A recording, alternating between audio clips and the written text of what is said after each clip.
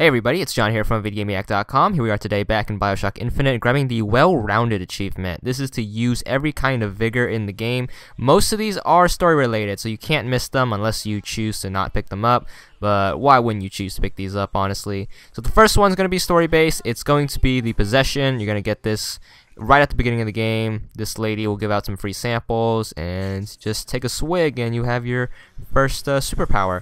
It lets you possess enemies and stuff. Second one, you're going to get to your first sort of boss fight against the fireman, and basically you just have to kill him. He's pretty easy because you know, he's the first boss and you can take him out with the pistol, no problem. And he will drop the Devil's Kiss, which is this red thing. It allows you to drop fire grenades, which is pretty cool. Also lets you it allows you to light like puddles of oil on fire, and it's really cool.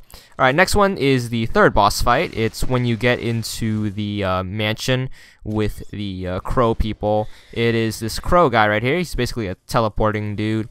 He's also pretty easy to take down, but he can get annoying because he teleports all over the place. Just, you know, you can use your fire grenades on him, or you can just keep shooting him because you have better weapons now, like a machine gun. And he'll go down, and he'll drop his power-up, which is Murder of Crows. Basically allows you to attack people with a murder of crows, and they'll just swarm them.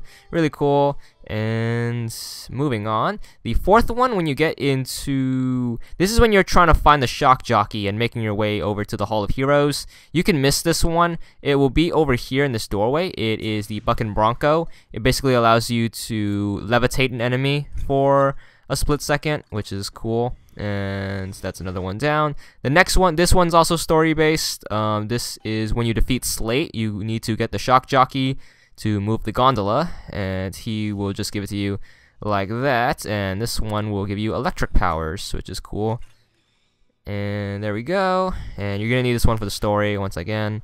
This one is after you open up the warp and change the time, so the Vox Populi is gonna go to war. They should break open this gate right here, and you can get the charge. Normally, this would be locked, but when you come back to Think proper, you can grab this one, and that allows you to attack your enemies with a tornado dash.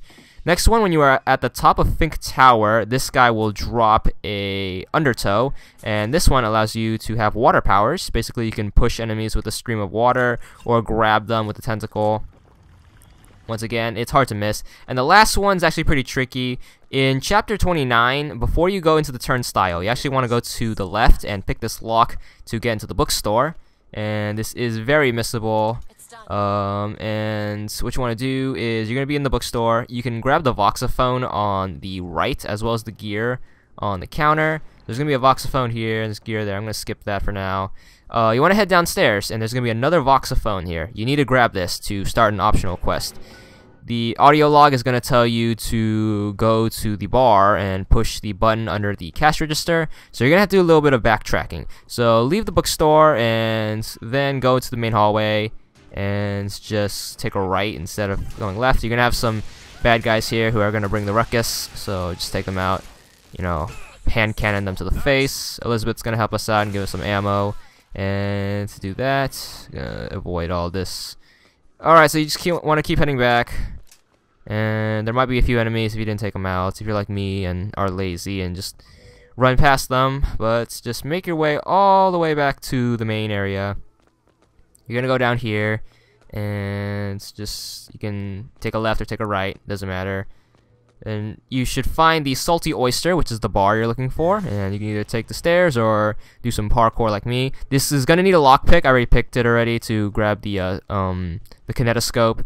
But you want to jump behind the counter, and there should be a button underneath the cash register, and that should open up a secret door. You should find some pretty cool stuff in here. But the thing we're looking for is this, the Return to Sender Vigor.